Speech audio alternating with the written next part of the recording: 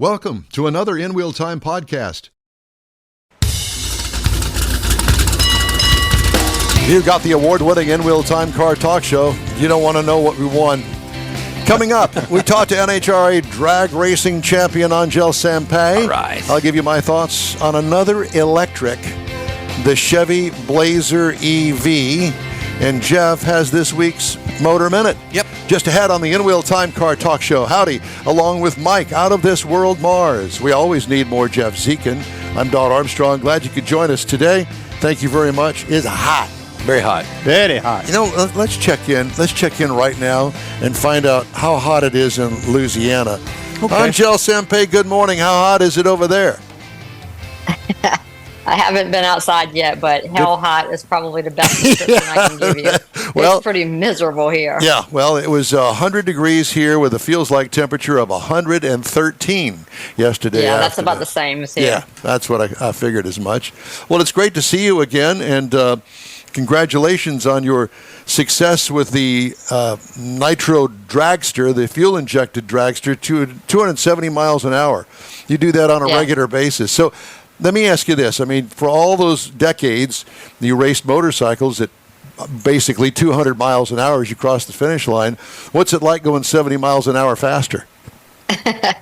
Well, the first time I got in the Dragster, I hadn't been down the racetrack in anything or on anything in a year.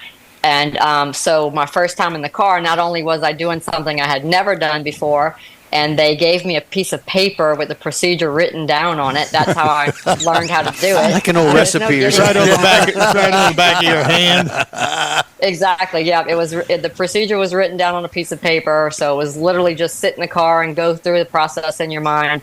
But when I stomped on that pedal and that car took off, I don't know what happened. My brain just went, it was a blur. I couldn't see where I was going because I went into tire shake pretty much immediately, and I thought, holy crap, if this is what it's like, I'm not going to be able to do this. But then I found out later, when they came and got me, that was tire shake. And let me tell you, you literally go blind. You cannot see anything, and it hurts. It gives you a headache. Wow. But it took me about 3 passes to get it about halfway down the track, and then we tested a second day, and I was making full passes that second day. But it took me probably 20 to 30 runs until I really started to feel comfortable. It was so fast. It doesn't sound like 50 to 70 miles an hour faster. It doesn't sound that fast. But when you're doing it in that short of a time period, it's unbelievably fast. So going from an A-fuel dragster to a top-fuel dragster, which I haven't done yet, but that's in the plan for the future, I can't even imagine what that's going to feel like. So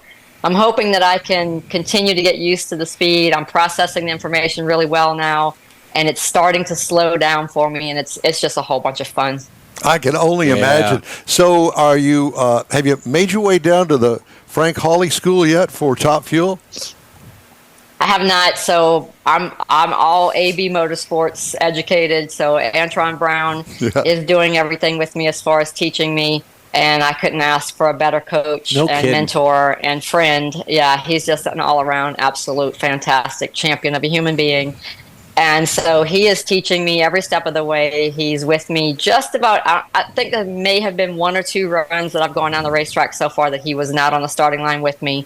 And that was just because our itineraries didn't match up to where he could make it to the starting line with me. And that was kind of weird because I haven't done anything without him much. But I do have a wonderful team with Corey and Kyle Mihalik, the Mihalik Brothers racing team. Corey is the former driver of the car, waiting to get back in when we have a second car. We're working on that. And Kyle is my crew chief. But those 2 brothers are just as amazing as Antron, and they have been working really well with me as well. All of our personalities just really align very well. I'm the red wire, and Antron's my ground wire. And Corey and Kyle are the same way. They're both ground wires for me, and I finally have, I think, the absolute perfect match with teammates and the ones who can teach me and keep me guided in the right direction, and I'm really blessed and enjoying it. Well, your path with Antron is very similar because he was on pro motorcycles for a number of years, right. And that just kind of all goes hand in hand. Yeah, well, he's been telling me since he made the switch to Top Fuel that I should drive a dragster, and of course that was in 2008 when he came out in the Top Fuel car. And 2008 was my last year on a pro stock bike before I stopped for 6 years. And then when I returned in 2014, the story never changed. He kept saying, "Angelle, you really need to consider driving a dragster." And then when this occasion arose, I lost my ride on the pro stock motorcycle team, and I spoke to him about trying to my plan was I was going to lease a motorcycle and race a few races in the countdown just to have some fun and call it quits after that. I was going to race on my own terms and I'll be done with it. And Mission was going to help me do that with some sponsorship money. And when he said, I told him that I had some sponsorship money, this is what I wanted to do. He's like, "Oh, well, you're not going to spend money on bikes. We're going to try something different. We're going to put you in an A-fuel dragster." And I just pretty much laughed at him. It's like, that's not happening. But he talked me into it, and I am so grateful that I finally listened, but also so mad at myself that I didn't listen sooner, because this has been the change that I needed. 26 years on pro stock motorcycles. Not that I don't, completely love the class and love motorcycles anymore, but I really did need the change, and I couldn't ask for anything better.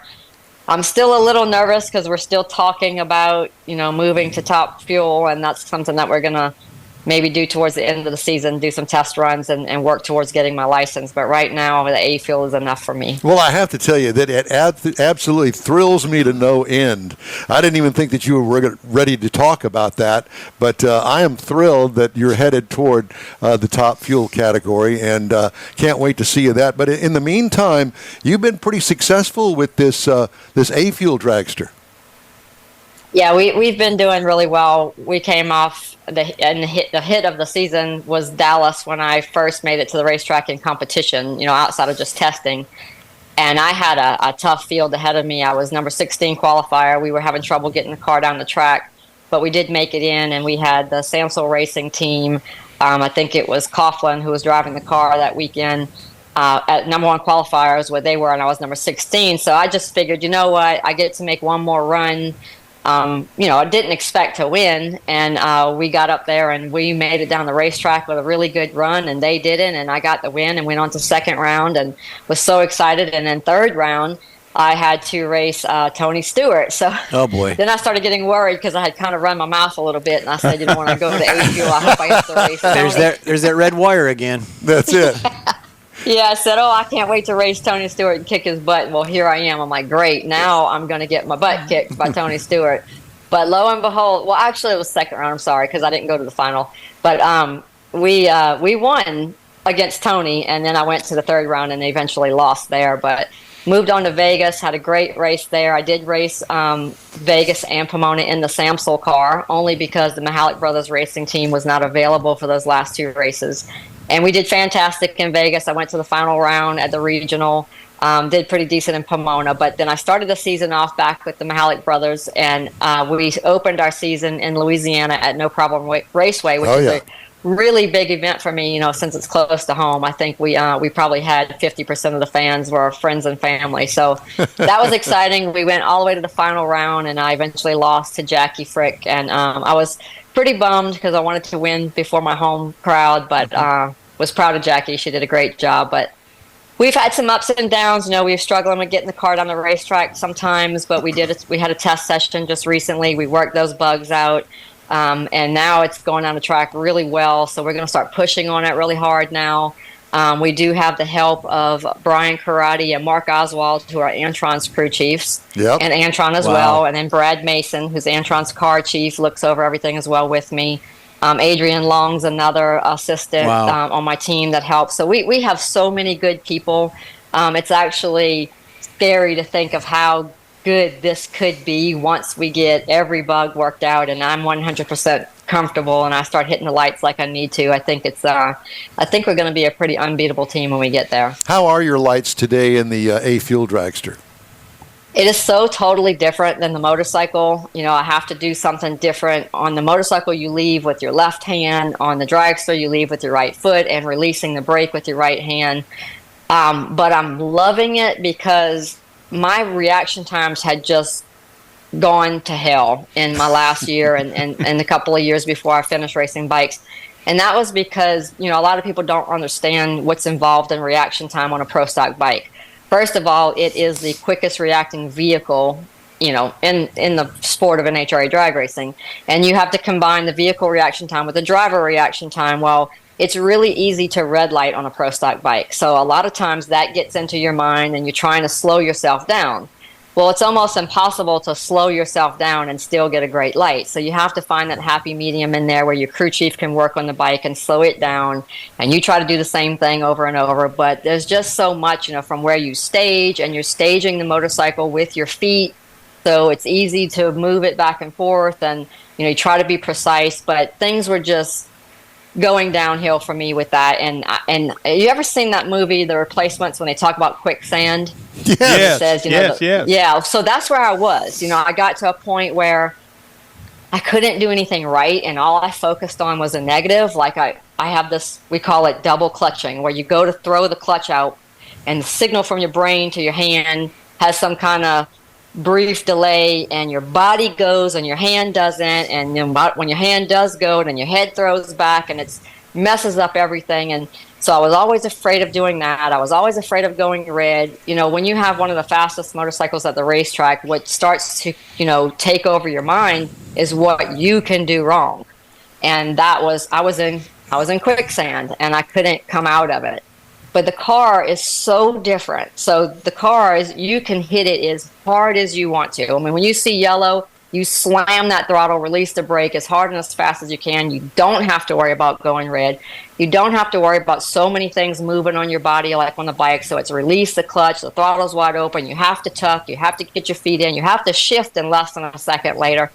All that's going on. And in the car, it's just stab the throttle, let go of the brake, and steer it straight down the track. And right. Yeah, and so there really isn't a whole bunch you can do to mess it up. So that relaxation, that mindset of, what, this is so much fun and I can't wait to do it. So now I'm going to the starting line with complete joy and excitement rather than fear of messing up. How much time do you spend on the practice tree? Not as much as I should. So I'm definitely working on it. We actually just hooked up a new pedal at home for me to work on a practice tree. Antron does have a setup in his rig for both of us. We have two accelerated pedals that we practice with, and I go there and practice with him as much as I can. And my improvement is going. I'm coming along with it. I started in the Dragster.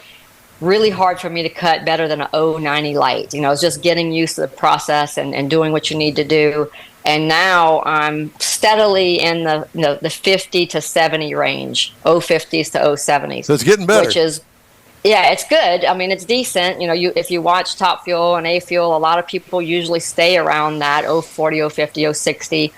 But that's not good enough for me. I watch Justin Ashley and I watch Antron, and they cut 030s, 040s, 050s on a constant basis, and that's where I want to be. So I'm working really hard at that. We actually are making some improvements to the car as we speak. My car chief, Jeff, is working on it to do something with the accelerated pedal that I think is going to help me. And I, just practicing and keeping my mind clear and continuing to have fun, I know it's going to come along. When you have an event, how early do you leave home to get to that event? A couple of days before? That's actually changed a lot from pro stock bikes to the cars, and working with Antron, AB Motorsports keeps me very busy.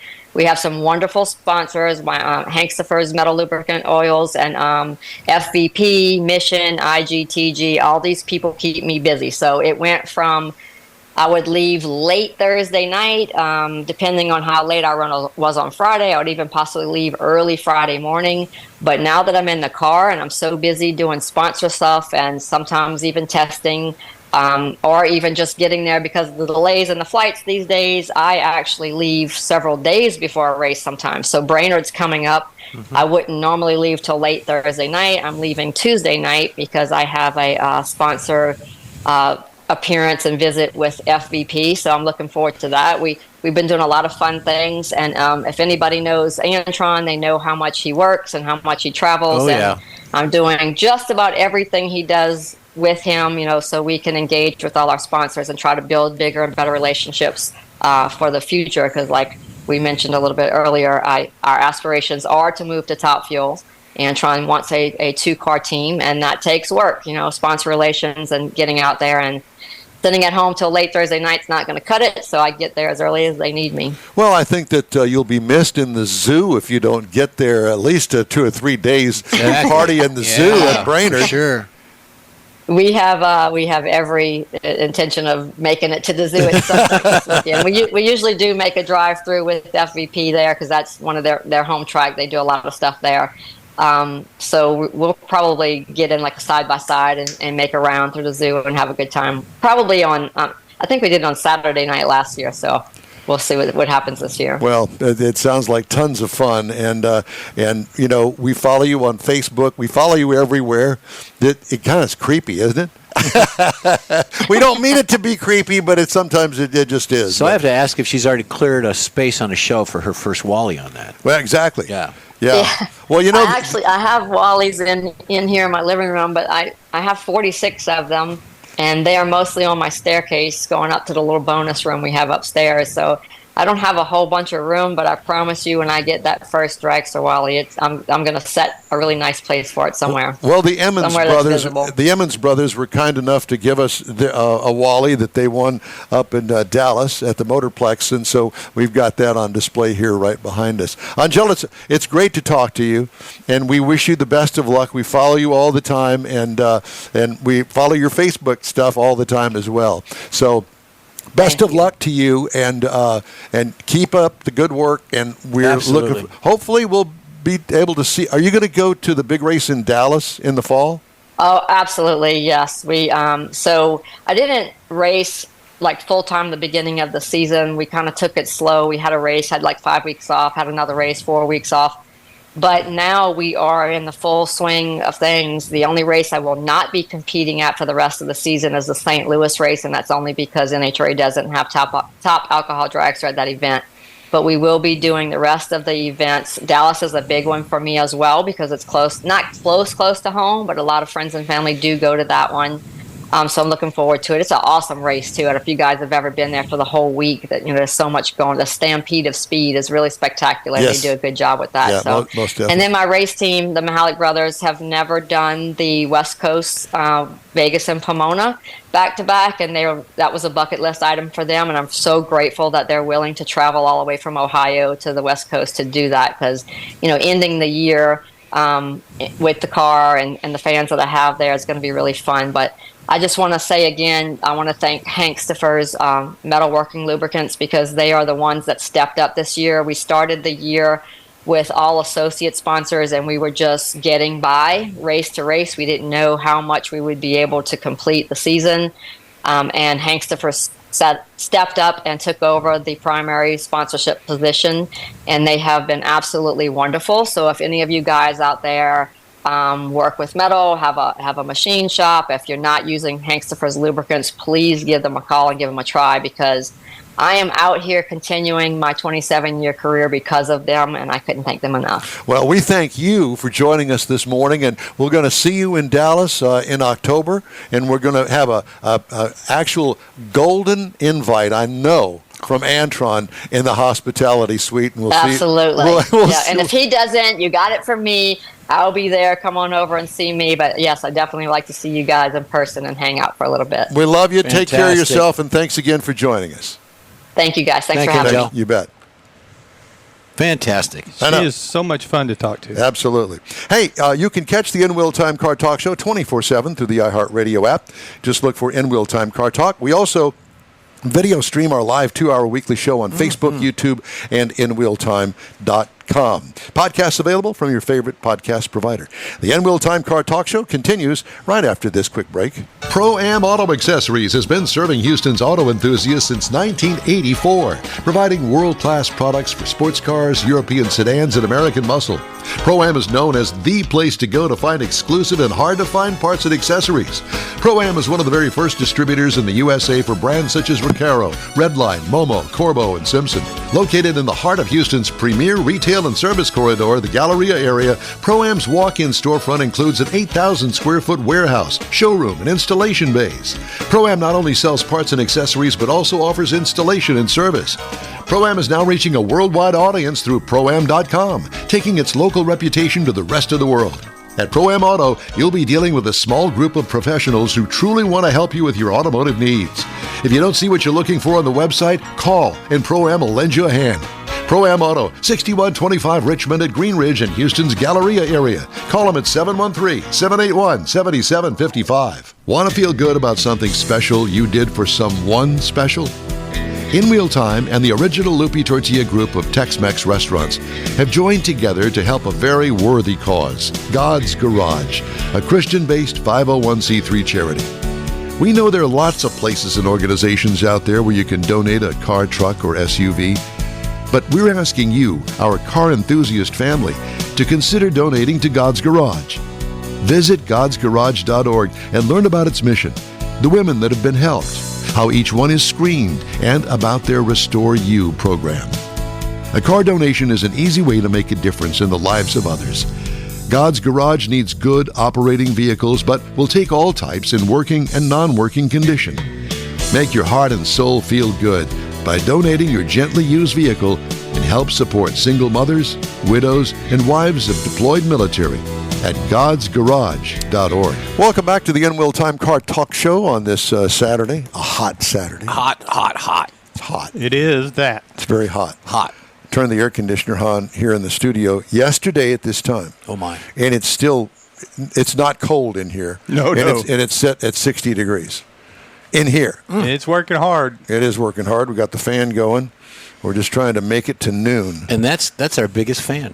It is our biggest fan right there. And it costs us money to have that fan on. Just saying. All right, time now on the In-Wheel Time Car Talk Show for the Motor Minute. I've got a Motor Minute. We're going to bring you up to date on the Andretti Cadillac F1 saga, the debacle if you want. So F1 owners, the Liberty Media Company confirmed the Department of Justice in the antitrust investigation over the Andretti bid. So what's happening is this Greg Maffei, he's the CEO of Liberty Media. It's the company that owns F1. They confirmed last week that, yes, the Department of Justice is giving an investigation into what's going on. So they say they fully intend to cooperate with the investigation, including all the related information, all the documents, and all that good stuff. Yeah. Earlier this year, the Formula One management, which is called FOM, this is Sports Commercial Rights Holder, they rejected the bid. But F1 said, yes, they're going to do it. Well, that's the Federation of International Automobiles that's what the F1 stands for. They came and they're kind of, butting heads on this. But among the reasons that FOM said was that Cadillac and Andretti wouldn't bring anything new to the organization, anything new to the race. Well, that's hogwash. That's horse hockey. You can write that down. Horse hockey. Horse hockey. Yeah. I've stepped in a couple of horse hockeys before. I know. Well, you were a horse hockey jockey. Yes, I have. So, yes. With the rejection, so the Congress is getting involved, and I think a lot of this has to do with Toto Wolff and Susan Wolff, who are part of the media. His wife does work for the media organization, and she's got a lot of strings that she can pull, and she's got a lot of influence there. Yeah. So, and Toto, is the Mercedes manager. He runs the Mercedes racing team. So they've got a little bit of conflict. I was going to say. I'm thinking that too, but according to F1, that's okay. Yeah. It's been going on for years and years. But they say that they're going to cooperate and all this good stuff. And I'm on Andretti's side. So there you go. It's to be determined. I think it's going to go forward. So more to come. Okay, thank you. There you go. Time now for this hour's car review. I had a chance to drive the 2024 Chevrolet Blazer EV. Comes in two trim levels, the 2LT and the RS. There's more to come later, but right now, that's it. Reviewed trim level is the RS all-wheel drive. This is considered by the government a small SUV. I say it's a mid-size. It's a two-row, five-seat SUV. Exterior change of the Blazer has nothing in common. This Blazer has nothing in common with the gasoline engine Blazer, okay? Yeah, this is completely different. And here they go again, using a name that they've already got, kind of like Ford did with the Mustang. Yeah, the Mach-E. Yeah. Please. Come on. By the way, what I didn't know until I started doing the research on this, that this Blazer is on the same platform as the Cadillac Lyric. What? Oh, I didn't know that. That's a Cadillac Lyric. It's not that big. Well, Platform-wise, yeah. platform is the same as the Wow, Cadillac Lyric. that's shocking. And it's also the platform for the Chevy Equinox EV. So they're using the same names, but they're different vehicles. Well, the frame must have to be a certain build to do that. Yeah. That's that I got you. skateboard All right, thing. I understand now. Yeah. Exterior features, sleek-looking front fender-to-fender, lightning fast thing. It looks good. Sloping rear roof line with tiny rear hatch glass, tri-tail lights, faux brake ducts on the front fenders, which is a different kind of take when it comes to brake ducting faux anything. What I liked about it, the unique modern sheet metal. This thing looks good in my opinion. Interior highlights, contrasting two-tone colors make the interior pop on this. Big infotainment screen that's easy to use. General Motors in general has really stepped up to the plate when it comes to their infotainment system. Comfortable seating with unique materials on it. Big center console for storage. Cargo trunk room is adequate, nothing out of the ordinary, but it matches up with other vehicles in its class. What I liked about it, top-notch stuff, and it is a Chevy. It does not look like a Chevy when you get inside of it. It's first class all the way, I'm telling you. What could use improvement? Nothing. It's beautiful, I think. Engine, this is a two-motor electric, so it's got motors in the front and the rear in this one. Now, miles per gallon, it's kind of weird the way that they formulate this, but city 103 and the highway is comparable to 88 miles per gallon for a combined of 96. It gets 300 miles on a single charge. What I liked about it, the mileage, and plugging it into the 110-volt house AC worked for my 60-mile round trip back and forth. Good. So good I if you plug can it do in that. at work, charges there. Plug it at home, it works here. Now, if I were going to drive 300 miles on it, that wouldn't work. So there's that. As far as other things, 30 minutes with the owner's manual to find a button to turn off the headlight flash that sat in the driveway and flashed all night long, indicating the car is charging.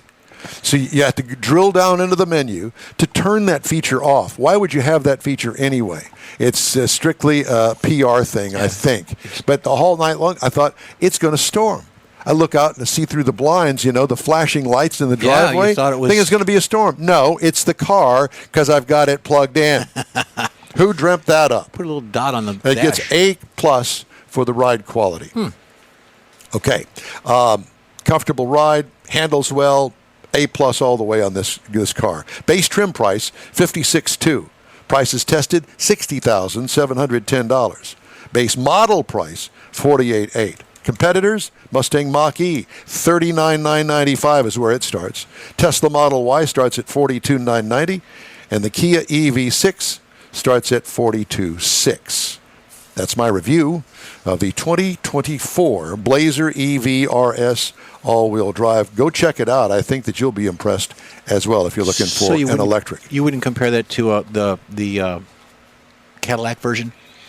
Well, I haven't driven the Cadillac version, and yes, but it's the same vehicle. Yeah, okay. So that's why what was the range on this one? Did it say? 300 miles. Okay, 300 miles. Yeah. All right. If you'd like to get in touch with us, shoot us an email. The address is info@inwheeltime.com. We'll be back with more of the In Wheel Time Car Talk Show right after this. The original group of Lupe Tortilla restaurants will have you telling your family and friends just what the original recipe means when it comes to the best fajitas in Southeast Texas. Founder Stan Holt invites you to visit the first Lupe Tortilla near I-10 and Highway 6. Here is the original house that inspired the design of all the rest and the original charm that helped make Lupe Tortilla the go-to destination for Houston Tex-Mex. Nothing can compete with the original lime pepper marinade that everyone will agree makes Lupe Tortilla award-winning beef fajitas the best anywhere. Lupe Tortilla Katie's and other location that gives you the same quality and service Houstonians have come to expect at Loopy's.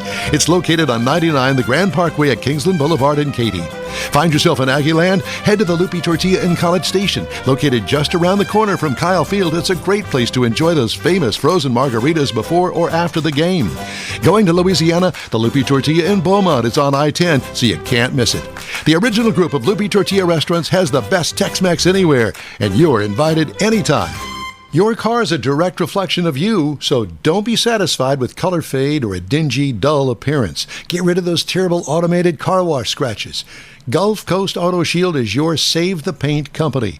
John Gray and his team of detailing experts can help your cars finish without a full repaint. Searching for the real experts in window tint or windshield protection? Gulf Coast Auto Shield. Dash cams, radar detectors? Gulf Coast Auto Shield. Got a new car? Get that thing protected as soon as you take delivery. If you don't know which of the multitude of protection products to go with, John Gray will give you an honest opinion and won't sell you something you don't need or can't afford. John will help you understand the many options and pricing right on the spot. He's your guy to have your ride looking its best and protected too. See the state-of-the-art shop yourself. Free tours anytime. Gulf Coast Auto Shield is easy to get to, located just south of the Southwest Freeway on the Sam Houston Parkway. Gulf Coast Auto Shield, full-service luxury car care today, and online at gcautoshield.com. That's it for this podcast episode of the In Wheel Time Car Show. I'm Don Armstrong, inviting you to join us for our live show every Saturday morning on Facebook, YouTube, Twitch, and our InWheelTime.com website. Podcasts are available on Apple Podcasts, Spotify, Stitcher, iHeart Podcast, Podcast Addict, TuneIn, Pandora, and Amazon Music. Keep listening, and we'll see you soon.